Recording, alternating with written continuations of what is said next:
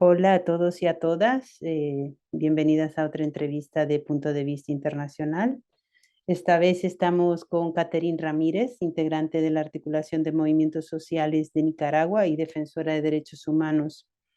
Como en anteriores ocasiones, también hemos estado conversando con otras compañeras sobre la acuciante vulneración de derechos y el sistema dictatorial de hecho de Daniel Ortega y Rosario Murillo en Nicaragua. Estamos a una semana de las elecciones municipales del próximo 6 de noviembre y vamos a conversar un poco al respecto con Catherine. Bien sabemos que además hace un año también hubo unas elecciones presidenciales sin ningún tipo de condiciones y fue algo muy cuestionado por la comunidad internacional, pero también sabiendo nosotros de la falta de garantías, ¿no? Para ir a unas elecciones, sobre todo después del levantamiento de hace 4 años, de abril del 2018. Bueno, no sé si al respecto, Catherine, puedes contarnos un poco, después de un año de esas elecciones, si algo ha cambiado para estas elecciones eh, municipales. ¿Qué podemos decir de las posibilidades, de qué tipo de garantías, ¿no? hay para enfrentarse a esta 6 de noviembre? Hola, un gusto poder acompañarlos en este programa. Definitivamente sí han cambiado muchas cosas, pero no positivamente. Al contrario, el aparataje represivo se ha fortalecido y no solamente eso, sino que también eh, han incrementado los mecanismos represivos eh, frente a la población. Y adicionalmente a eso, durante todo ese trayecto, durante todo este año, después de las elecciones presidenciales, también ha existido una oleada represiva bastante fuerte en contra de la sociedad civil y especialmente contra las organizaciones sin fines de lucro que han sido canceladas más de 2000. También hemos visto cómo en un año definitivamente ha habido una ola de exilio muchísimo más grande, y no solamente por motivos políticos, sino también que la gente en Nicaragua está migrando porque no hay absolutamente ningún tipo de condiciones políticas para poder vivir dignamente dentro del país. Es increíble porque vemos a la gente haciendo filas desde la madrugada para sacar su pasaporte, a la gente acampando para poder ir y sacar su pasaporte. Y luego se han publicado en redes incluso videos donde la gente hasta sale corriendo para agarrar los primeros lugares y poder obtener ese pasaporte e irse del país, porque la gente está cansada de la represión, del hambre, de la pobreza y de la deshumanización que está promoviendo la dictadura de Ortega Murillo. Y en ese mismo sentido, esto es el resultado de lo que pasó en las elecciones del 7 de noviembre, en donde se las robaron, en donde encarcelaron candidatos, precandidatos y precandidatas, donde no se permitió absolutamente ningún tipo de libertad o el abstencionismo más grande en los últimos años en Nicaragua. Y eso fue un mensaje político determinante para la gente, porque de alguna forma esas elecciones presidenciales significaban una oportunidad o un momento en el que el país estaría peor. Al menos este es como el panorama que tenía la mayoría de gente en Nicaragua. Y no hablo solamente de compañeros y compañeras organizados, sino también de personas que no se involucran en política, pero que sabían que esas elecciones significaban algo, o bueno o malo. Y el cambio no se dio, al contrario, ha existido más represión, más pobreza, se han perdido muchos más empleos con el cierre de todas estas organizaciones. Creo que son más de 2000 empleos formales los que se han perdido hasta el momento. Entonces vemos que esto claramente impacta la calidad de vida de la gente e impacta no solamente a nivel económico, sino también a nivel emocional, porque eso representa que ya no tienen esas fuentes de ingresos y que ya no cuentan con la estabilidad para apoyar a sus familias. De esa misma manera, las y los opositores que todavía persisten en Nicaragua están mucho más presionados ante este aparataje represivo. Vimos que este año también, luego se generó otra ola de protestas que fueron pequeñas y que fueron focalizadas, pero estuvieron presentes cuando en Matagalpa se estaban intentando llevar equipos tras el cierre de radios locales que representaban mucho para la población, porque también eran radios católicas algunas. Y vimos que la gente sí protestó por eso, pero también vimos la respuesta del régimen. Esta fue sofocada el mismo día por la noche y al siguiente día había sacerdotes presos con casa por cárcel o incluso que habían sido trasladados. Y no solamente eso, sino que también la gente que estaba liderando o que estaba en esas protestas también fue llamada a declarar y también se le llevó un proceso judicial. Y adicionalmente, una de las personas que estaba ahí ese día en esa protesta, le impactaron el ojo, pues, y lo perdió como tal. Entonces, vemos que hay una respuesta sumamente violenta, en donde claramente la dictadura no quiere dejar y no va a permitir que exista otro levantamiento, al menos en las condiciones que estamos actualmente.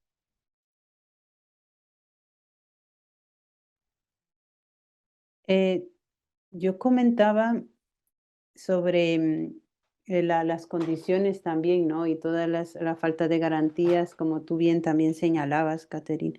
Recuerdo que hace un año también denunciábamos desde la Solidaridad Internacionalista toda cómo el régimen de Ortega pues rechazó, y no solo eso, sino como tú bien dices, pues criminalizó y violentó a todos quienes estaban exigiendo unas garantías mínimas que pasaban también por liberar presos políticos, por cambiar la ley electoral.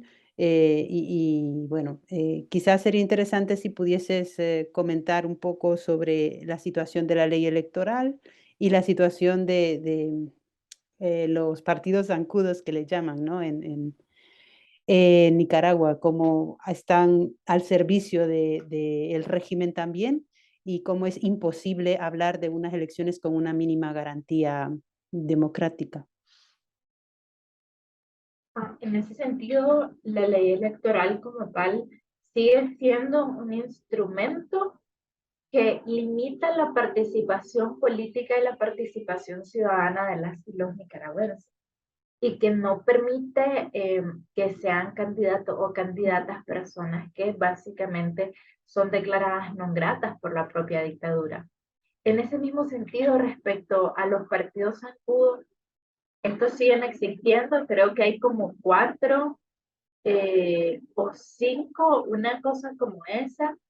De la misma manera, hay un partido, creo que era el de Camino Cristiano, que el año pasado realizó una denuncia después de las elecciones, pues de la corrupción que se dio y que también incluso hubieron amenazas de violación y abuso sexual en contra de las mujeres del partido que estaban colaborando en las elecciones. Sin embargo, ese partido este año no está en la boleta. No se sabe qué pasó con ellos. De la misma forma, los partidos que están en la boleta este año, participando del proceso electoral de las municipales, son personas que nadie sabe de dónde salieron, que nadie conoce, que no cuentan con una participación política activa y que en realidad no se tiene información muy veraz sobre ellos. La gente en realidad que se ha estado preguntando, ¿esta persona quién es? ¿Esta persona de dónde salió? Gente que tiene mucho tiempo de vivir en su municipio y que de repente ven a una persona aparecer ahí como candidato y candidata. Es algo muy extraño y que no debería de pasar en una democracia. Sin embargo, en Nicaragua sí sucede. Y sabemos que también estos partidos zancudos están legitimando las elecciones del régimen y que claramente son partidos que están totalmente al servicio de Daniel Ortega y del Frente Sandinista como tal. Incluso Vemos que partidos que recientemente se les canceló su personería jurídica, si bien es cierto, no estaban políticamente en la mejor posición, y que hay una serie de acusaciones de complicidad con el Frente Sandinista y de cómo lograron sacar su personería jurídica.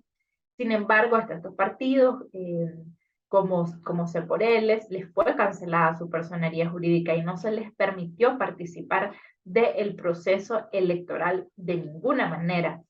Eh, entonces vemos que al final los que quedan son partidos que obedecen totalmente al régimen y que no son partidos críticos absolutamente en nada. No hemos escuchado a nadie de estos partidos políticos tener una crítica directa y frontal y llamar dictadura a lo que hay en Nicaragua.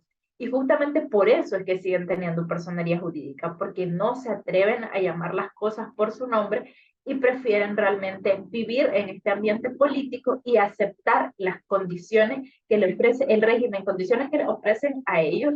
Claramente tienen un beneficio económico con esto por los puestos a los que pueden llegar a aspirar y claramente eso representa una remuneración para ellos y ella y también a nivel institucional como partido obtienen beneficios económicos, entonces también esto está un poco ligado con eso. Gracias. Sí, entonces podríamos decir que toda esta ley electoral, los partidos zancudos, son parte de la misma institucionalización que Ortega ha hecho de la dictadura, ¿no? Y de la total falta de garantías, incluso para las cuestiones más formales de una democracia liberal, ¿no? Como son unas elecciones pues, con unas reglas del juego más o menos limpias, ¿no? Podríamos decir eso, ¿no? Incluso el ejemplo de esta complicidad es el hecho de que el PLC presentó una causa en el Consejo Supremo Electoral, eh, denunciando básicamente a CEPORL de estar incumpliendo con sus estatutos y dieron respuesta rápida, menos de 24 horas, y ya habían cancelado la personería jurídica de CEPORL cuando sabemos que el sistema es sumamente ineficiente en Nicaragua y que los procesos son bien largos. Entonces, un proceso tan rápido y que fue gracias a esta denuncia impuesta por el PLC, es porque claramente hay un contubernio directo con el Frente Sandinista, porque ni siquiera fue el Frente Sandinista de manera directa el que confrontó o el que denunció hacia por él, sino que fue PLC, que es un partido que en este momento sigue existiendo en Nicaragua y que en realidad es una vergüenza para mucha gente que en algún momento creía en ese partido, pero ya no queda absolutamente nada.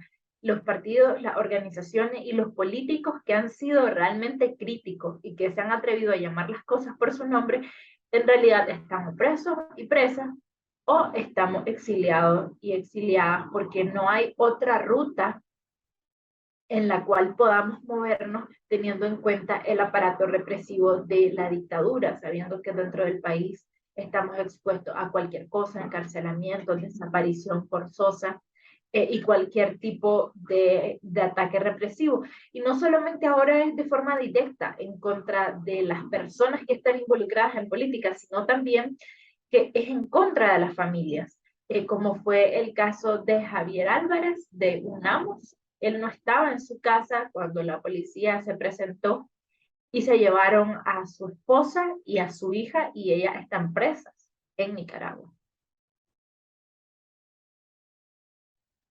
Sí, como lo estamos viendo también, ¿no? Con otras organizaciones como, bueno, organizaciones feministas, por ejemplo, ¿no? Que después de la cancelación de la personería jurídica viene el allanamiento, es casi automático, la criminalización, la persecución, el encarcelamiento, son como fórmulas ya estándar, ¿no? Y que esto se suma también a todo lo que hay detrás de cara a la galería para demostrar que aquello es mínimamente democrático, que hay unas leyes que están al servicio totalmente de la dictadura, ¿verdad? Bueno, ahora a una semana de las elecciones municipales, ¿qué espera? ¿Qué esperáis como articulación de movimientos sociales? ¿Hay algún tipo de exigencias sobre la mesa o que se demanda? En este caso, desde la articulación se está participando en una serie de campañas que denuncian este fraude electoral, y hemos sido bastante críticos en ese sentido. Incluso desde el año pasado, en las elecciones presidenciales, la articulación como tal tenía una postura clara, y era que no existían condiciones mínimas para participar en ese proceso. Esa es la razón por la cual la articulación nunca estuvo de acuerdo con participar de un proceso electoral, cosa que sí era posición de otras organizaciones. Sin embargo, la articulación nunca compartió esto, y actualmente tenemos la misma posición. No hay absolutamente ningún tipo de condiciones, y esto es otro fraude electoral más.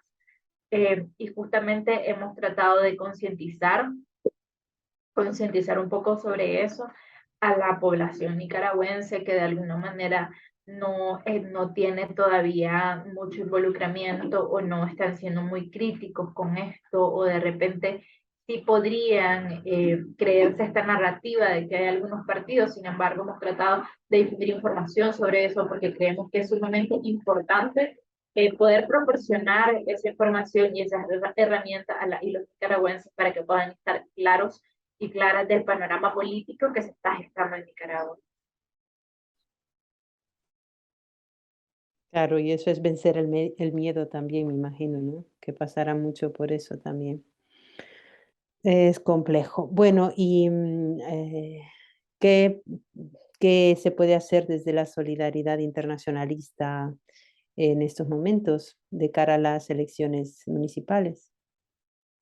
Creo que ha sido fundamental la solidaridad que se ha promovido, particularmente desde la articulación. Se ha trabajado con diferentes organizaciones, movimientos y personas que a lo largo y ancho pues, del mundo como tal, nos han dado la oportunidad de estar muy al pendiente de lo que pasa en Nicaragua, y que han posicionado este tema como algo de interés, no solamente para la región, sino también desde sus países, haciendo incidencia para dar a conocer lo que está sucediendo. Y creo que de alguna manera eso ha sido sumamente fundamental para que el foco no se vaya de Nicaragua, aún en medio de tantos conflictos que hay en este momento.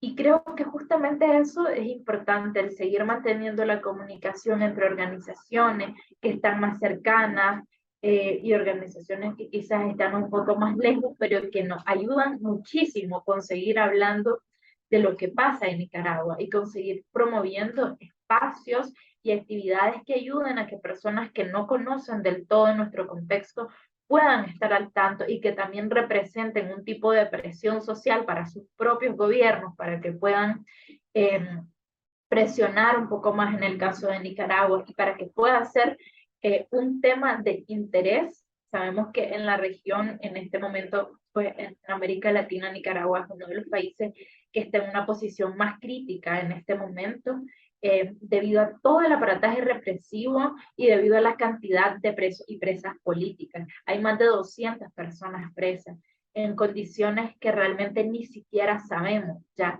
porque no son presentados, no reciben visitas constantes como debería ser, incluso sabiendo que su detención es ilegal, y sabemos que el deterioro físico y mental es sumamente fuerte. Y justamente esto es algo que hay que seguir visibilizando, porque se trata de una crisis humanitaria también, y estamos viendo eh, que la situación de Nicaragua ya no es sostenible en ningún aspecto. Incluso la migración ha aumentado increíblemente, y justamente de eso hay que seguir hablando, porque son temas sumamente importantes, porque al final esto también representa o mayor estabilidad para la región si las cosas están mejor, o mayor inestabilidad, porque sabemos que en especial Centroamérica está en un punto crítico, y que lo mejor es que de a poco las cosas se vayan solucionando, o que vaya mejorando y avanzando la democracia en Centroamérica. Bueno, gracias, Catherine, por tus palabras.